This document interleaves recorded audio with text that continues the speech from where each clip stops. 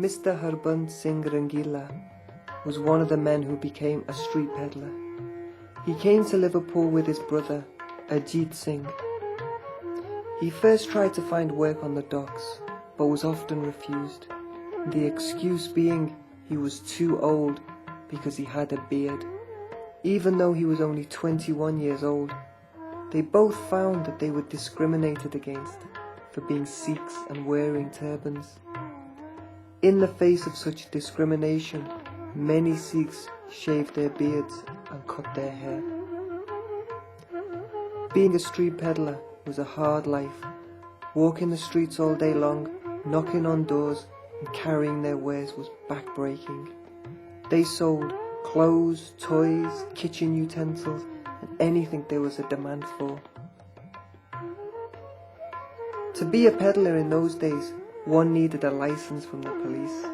The police often made things difficult for the men to get a license unless they were offered bribes. Mr. Bahadur Singh also started out as a peddler. He came to Liverpool from Lahore, which is now in Pakistan. He was aged 36 in 1929. He first stayed in Toxteth at 64 Stanhope Street. Not only was he a peddler, but also a fortune teller.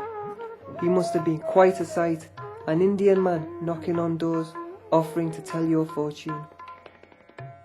Mr. Bahadur Singh was eventually joined in England by his wife, Tekka Devi, referred to affectionately as Mataji or Mother. She was one of the first Sikh women, if not the first, to settle in Liverpool and played an important part in establishing an Asian community. Tekka Devi was a very religious woman. She helped and supported many of the people who arrived from India.